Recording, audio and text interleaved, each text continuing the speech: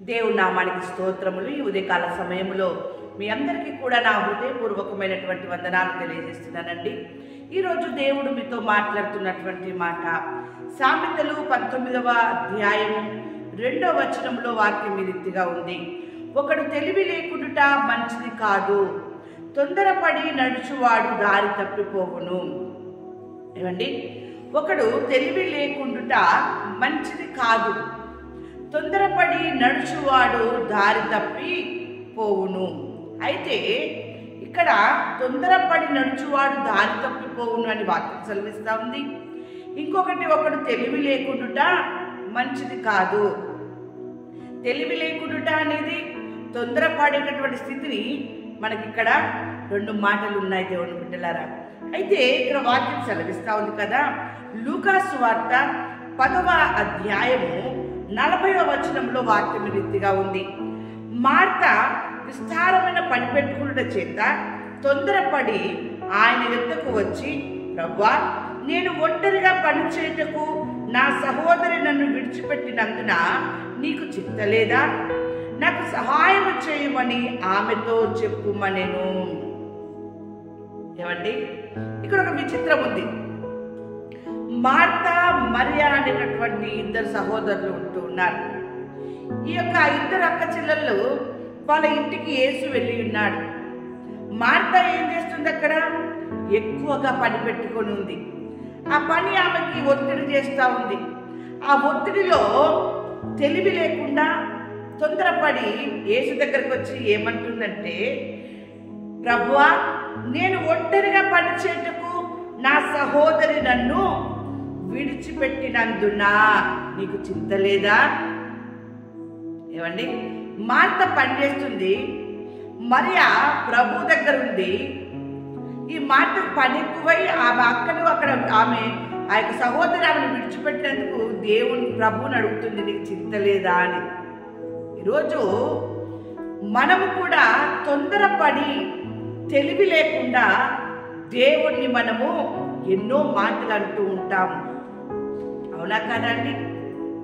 ఎన్నో విధాలుగా పనిభారము కావచ్చు, ఆరోగ్యంలో ఉన్నటువంటి తేడా విషయంలోనే కావచ్చు, నీ టెన్షన్లు కావచ్చు, ఇంకా ఏదైనా సరే ఏ ఒత్తిడి వచ్చినప్పటికీ సరే ఆ ఒత్తిడిలో దేవుణ్ణి మనము ఎన్నో మాటలు అంటూ ఉంటాము.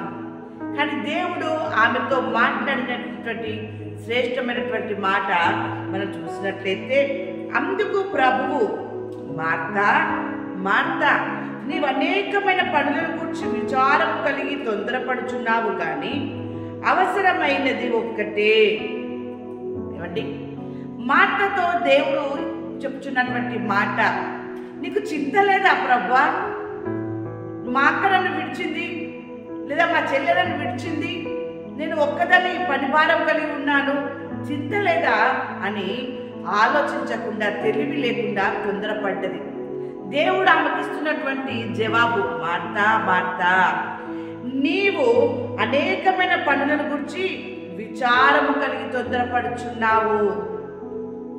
తొందరపాటు వలన నీకు అయ్యేటటువంటి పని పూర్తి కాదు. నీవు తొందరపడడం వల్ల నీకు జరిగేటటువంటి ప్రతిదీ కూడా జరగదు. దేవుని బిడ్డలారా, దేవుడి చిత్తానికి అప్పగించి నువ్వు నిదానంగా తెలివి కలిగి ఆలోచన చేసి నువ్వు నడుచుకున్నట్లయితే నీ ప్రతి ఒక్క పని, నీ ప్రతి ఒక్క అవసరము, నీకు కావలసిన ప్రతిదీ కూడా అది జరుగుతుంది, నెరవేరుతుంది, అది అవుతుంది, పూర్తవుతుంది. కానీ ఈమె తొందరపడి ఉంది దేవుని బిడ్డలారా.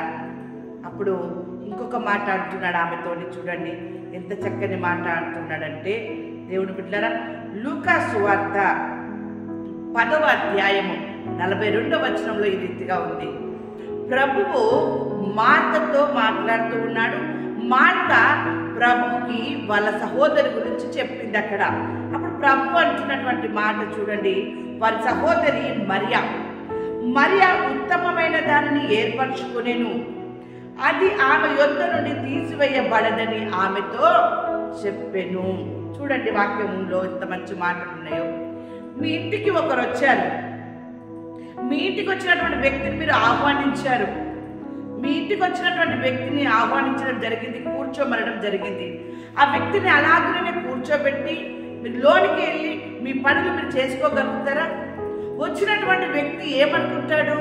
లేకుంటే వచ్చినటువంటి వ్యక్తి 5 నిమిషాలు 10 నిమిషాలు చూస్తుంటాడు. నా కొరకు జ్యూస్ పట్టుకొస్తున్నారు కావచ్చు, నాకు వాటర్ తీసుకొస్తున్నారు కావచ్చు, లేకపోతే నా కొరకు ఏదైనా టీ కానీ కాఫీ కానీ తీసుకొస్తున్నారు కావచ్చు. మన ఇంటికి ఎవరైనా వచ్చినప్పుడు మన మర్యాద ముందుగా వచ్చిన వారికి నీళ్ళు ఇవ్వడము, లేక టీయో కాఫీయో వారికి మనము ఇవ్వడం, ఆ రీతిగా వారు తీసుకొస్తున్నారు కావచ్చు అని నీ ఇంటికి వచ్చినటువంటి వ్యక్తి అనుకుంటా ఉంటారు. అరగంట అయిపోయింది, గంట అయిపోయింది, ఎవరు కూడా లోపల నుంచి బయటికి రావడం లేదు. ఆ వ్యక్తి మాట్లాడే మాట ఏంటో తెలుసా అండి? అమ్మా అని పిలిచి, నేను వెళ్తున్నాను, నాకు టైం అయిపోతుంది, నాకు చాలా పనులు ఉన్నాయని వెళ్ళిపోతూ ఉంటాడు. అవునా కదా? ఇంటికి పిలిచింది మీరు, లోనికి ఆహ్వానించింది మీరు, కూర్చోమన్నది మీరు, కానీ ఆ వ్యక్తితో మాట్లాడకుండా ఉంటే ఏ రీతిగా ఉంటుంది చూడండి. దేవుడు కూడా, ప్రభువు కూడా అక్కడ చేసినటువంటి పని అంటే, మార్తా మరియ ఇంటికి ప్రభువు వెళ్ళాడు. మార్త ప్రభువును ప్రక్కన పెట్టేసి తన పనులను ఆమె చూసుకుంటూ ఉంది. మరియ మాత్రము మన ఇంటికి వచ్చినటువంటి ప్రభు దగ్గరే ఉండి ఆయన చెప్పే మాటల్ని ఆలకిస్తూ ఉంది. దేవుని బిడ్డలారా, ఇంటిలోనికి వచ్చినటువంటి ప్రభువు దగ్గర మరియ కూర్చుండి ఆయన చెప్పేటటువంటి ఉత్తమమైనటువంటి మాటల్ని ఆమె ఆలకిస్తూ ఉంది.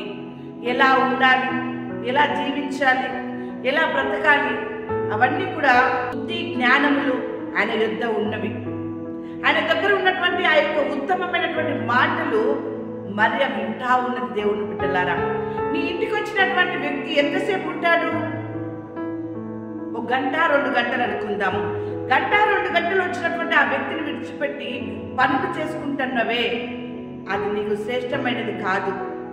అలాగనే మరియ కూడా, నా ఇంటికి ప్రభు వచ్చాడు, కాసేపైతే ఉండి మరలా వేరే చోటుకి వెళ్తాడు, ఆమె పనులు తర్వాత చేసుకోవచ్చు అనుకొని ఆయన ఉత్తమమైన మాటల కొరకు ఆమె ఎదురు చూస్తూ ఆయన పాదాల దగ్గర ఉండి ఆయన చెప్పే మాటల్ని వింటూ ఉన్నది. దేవుని బిడ్డలారా, పని కొరకు ఆమె తొందరపడలేదు.